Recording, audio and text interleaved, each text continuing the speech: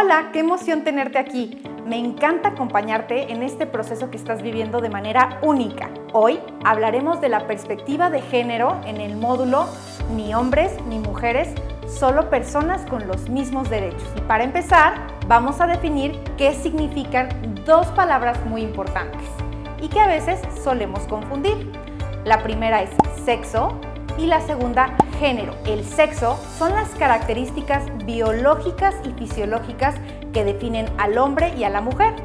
Por ejemplo, las mujeres tienen vulva y los hombres pene. El género se refiere a los atributos sociales, es decir, a las cualidades y características asociadas a lo masculino y a lo femenino, así como las relaciones entre hombres y mujeres, niños y niñas. Como por ejemplo, los hombres son fuertes y las mujeres son débiles, o las mujeres son sensibles y los hombres que se respetan no deben llorar.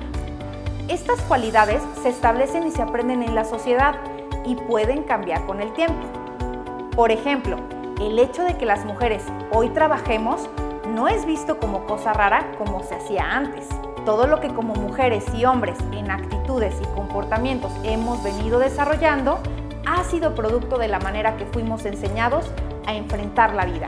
Durante mucho tiempo, a las mujeres desde que nacíamos se nos educó para realizar actividades del hogar, para estar al cuidado de los hijos e hijas. ¡Claro! Esa muñeca que le regalaban a las niñas en un momento de su infancia cumple el rol inconsciente de, por ejemplo, cargarla, alimentarla, cuidarla. En cambio, a los hombres tradicionalmente se les da la libertad de poder realizar juegos de fuerza, de salir de casa e incluso de ser más independientes. ¿Veíamos a un niño cuidando de una muñeca? Probablemente no. De igual forma, en el caso de los varones, se les enseñó a reprimir sus emociones con frases como un niño no debe llorar. Todo este tiempo hemos recibido una serie de valores y creencias en cuanto a lo que debe ser un hombre o una mujer. A esto se le conoce como estereotipos de género. Esto ha sido inculcado por generaciones a lo largo del tiempo, pero también son creencias influenciadas por la sociedad. Actualmente hemos aprendido que las personas podemos identificarnos con diversas identidades de género, abriendo y profundizando el espectro de lo masculino y de lo femenino. En México, a consecuencia de estos roles, ha predominado el machismo o los micromachismos, que son un conjunto de actitudes o conductas, prácticas y creencias que niegan la igualdad de derechos entre hombres y mujeres en la sociedad.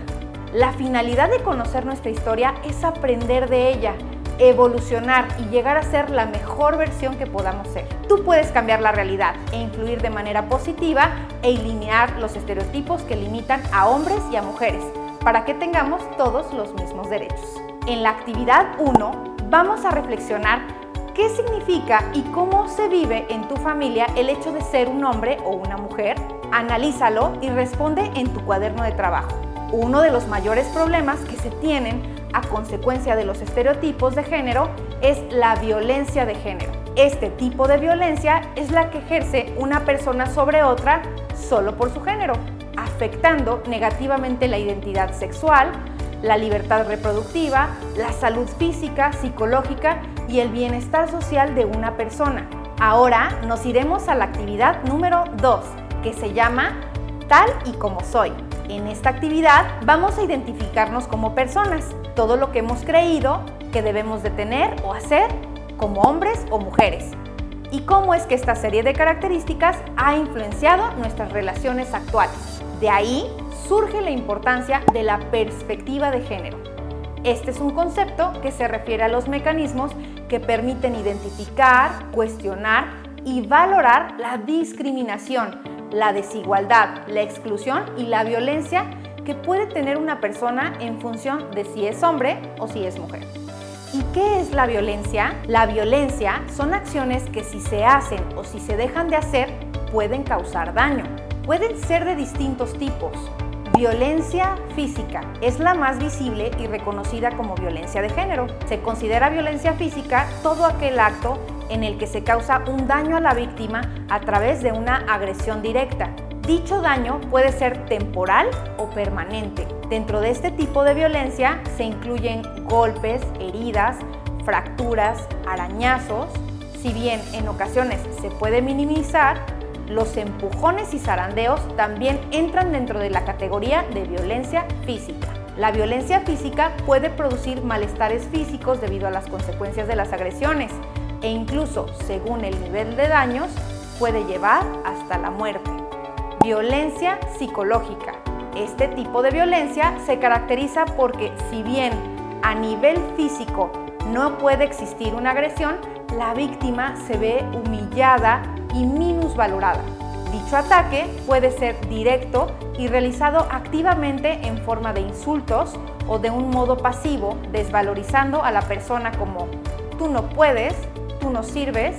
La violencia psicológica incluye la presencia de amenazas a las personas o seres queridos y también puede hacer que la persona se sienta indefensa, obligada a hacer determinadas acciones, que se sienta culpable de la situación o incluso merecedora de un castigo. Violencia sexual. Si bien de algún modo podría considerarse dentro de la violencia física, la violencia sexual se refiere concretamente a aquel tipo de situaciones en las que una persona es forzada a llevar a cabo de actividades de índole sexual que sean en contra de su voluntad, o bien que la sexualidad sea limitada o impuesta por otra persona. No es necesario que se produzca el acto sexual. Incluye la presencia de violaciones dentro de la pareja, la prostitución forzada, obligar la concepción o el aborto, mutilaciones genitales, el acoso o tocamientos indeseados. Violencia económica. Es la reducción y la privación de recursos como medida de manipulación o con la intención de dañar la integridad. También se considera el hecho de obligar a una persona a depender económicamente de otra, impidiendo su acceso al trabajo. Violencia patrimonial. Es la usurpación y destrucción de objetos o bienes, propiedades de la persona que es víctima de violencia, con la intención de dominarla y producirle algún daño. En muchos sentidos, esos bienes son el fruto de décadas de trabajo y destruirlos de una manera hace ver que esos esfuerzos no hayan servido para nada. Violencia social es la limitación, el control y el aislamiento social de una persona. Esta persona se separa de amigos, de familia, privándolo de apoyo social y alejándola de su entorno habitual.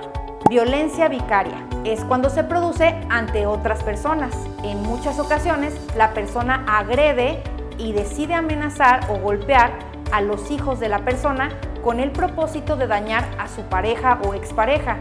Este tipo de violencia también incluye el daño causado a las y los niños por la observación de malos tratos entre mamá y papá. Violencia laboral, presente en decenas y decenas de países, donde se dificulta el acceso de las mujeres a puestos de alta responsabilidad o se complica su desarrollo en la empresa por el simple hecho de ser mujer. Este tipo de discriminación es de las más comunes y un ejemplo es cuando no se les paga el mismo salario a hombres y a mujeres o los despidos a causa de posibles embarazos. Vivir este tipo de situaciones vuelve frágil y dependiente a quien lo padece. Es importante conocer cuál es el ciclo de la violencia. Primera fase. La persona busca mantener a su agresor tranquilo para evitar que explote. Aquí puede haber insultos, reproches, escenas de celos, control y burlas. A esta fase se le conoce como acúmulo de tensión. Segunda fase. Quien agrede explota ante cualquier pretexto, culpando a la otra persona de su ataque. Le hace creer que merece un castigo. Hay incidentes de todo tipo, la ley del hielo, ignorar, culpar, incluso se llega a provocar lesiones severas y en algunos casos hasta ocasionar la muerte.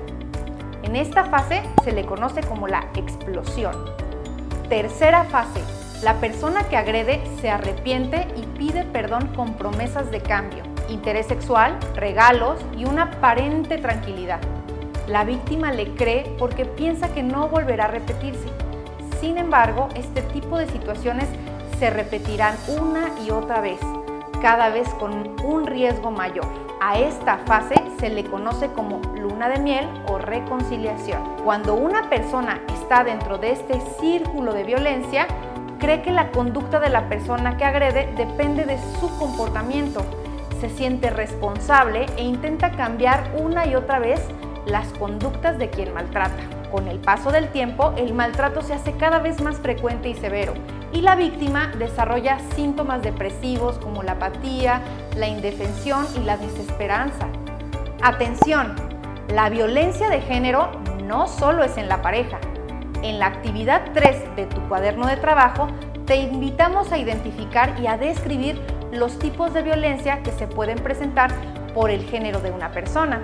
Cuando pensamos en la violencia de género, lo primero que se nos viene a la mente es la existencia de malos tratos en situaciones de pareja. Pero la violencia de género no es específica de la pareja, sino que puede darse en múltiples ámbitos.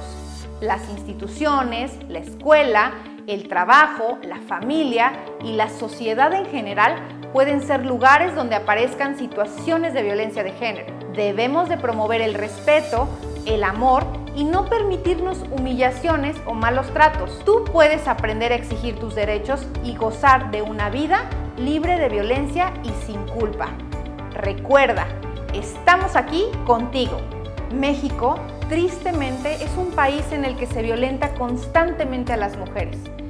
Esta violencia, en más de la mitad de los casos, proviene del sexo opuesto, desencadenando en muertes violentas hacia mujeres, realizadas la mayoría de las veces por sus parejas sentimentales. A esto se le conoce como feminicidio. Es la forma más extrema de violencia contra la mujer. Queremos compartir contigo una herramienta que se llama el violentómetro, que permite a hombres y a mujeres tener la capacidad para detectar y atender la violencia en cualquiera de sus tipos y modalidades. Si te consideras víctima de violencia, no te quedes en silencio. Hay instituciones especializadas que pueden atenderte en total confidencialidad. Consulta tu cuaderno de trabajo en el apartado de directorio para más información. Para construir relaciones más sanas e igualitarias entre hombres y mujeres, se ha ido quitando la idea del hombre tradicional, que determina que los hombres tienen que ser proveedores, fuertes, protectores y sin mostrar sus emociones abiertamente. Y ha surgido el nuevo concepto de nuevas masculinidades. Esto se trata de ver una manera distinta de ser hombres. Habrás escuchado muchas veces eso de los hombres no lloran, porque esas cosas son de mujeres. Por frases como esas, es posible que más de uno se haya cuestionado su hombría o no haya compartido sus sentimientos ante situaciones difíciles. Eso también es considerado vulnerable por género. Actualmente, entendiendo las nuevas masculinidades, se permite que los hombres sean como ellos quieren ser.